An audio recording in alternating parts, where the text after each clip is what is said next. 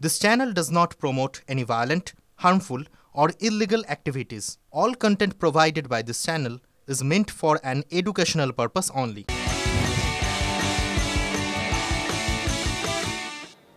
সামান্য টিউবওয়েল বসানোকে কেন্দ্র করে বিবাদে চলল গুলি। মাস্কট স্পিন কন্ট্রোল ল্যাবের পরীক্ষায় এটি প্রমাণিত। কেয়াসেট আলোপেক্স পেন্টা অ্যাক্টিভ নতুন চুল গজাতে সাহায্য করে, চুল পড়া বন্ধ করে। Keya Seth Alopex penta active 10 hair fall প্রবলেমের একমাত্র solution. UEM Jaipur is a perfect target for prospective students aspiring for good jobs, good education with future-ready skills. অভিযোগ শাসক দলের পঞ্চায়েত সদস্যের বিরুদ্ধে। ঘটনা নদিয়ার কালীগঞ্জ থানার পালিতদেরিয়া গ্রামে। অভিযোগ টিউবওয়েল বসানোকে কেন্দ্র করে গোলমাল বাঁধে। স্থানীয় এক সিপিএম পরিবারের সদস্যের উপরে হামলা চালানো হয়। পরিবারের অন্যরা প্রতিবাদ করায় শুরু হয় বচসা। খবর পেয়ে ঘটনাস্থলে যায় পুলিশ। আর অভিযোগ যে পুলিশের সামনেই পঞ্চায়েত সদস্য শামীম আহমেদ তিনি গুলি চালিয়ে দেন। ঘটনায় গুলিবিদ্ধ দুজন।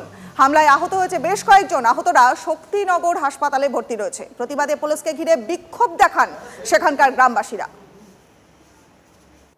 তৃণমূলের পঞ্চায়েত সমিতির মেম্বার তার দুষ্কৃতীরা নিয়ে ঝামেলা সৃষ্টি করে।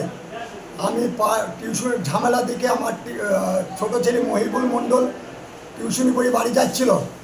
টিউশনি পড়ে বাড়ি যাওয়ার পথে আমাকে গুলি করেছে শামীম আহমেদ। ওরা আরও দুষ্কৃতী, তাদের নাম বলছি হাসানুজ্জামান, লিপন আহমেদ, শানু মল্লিক, তারপরে মহিদুল শেখ। আমি সিপিএম যে মেন গুলি করার নায়ক হয়েছে শামীম আহমেদ। পুলিশের সামনে গুলি করেছে? পুলিশের সামনে। পুলিশ কিছু বলেনি? পুলিশ কিছু বলেনি।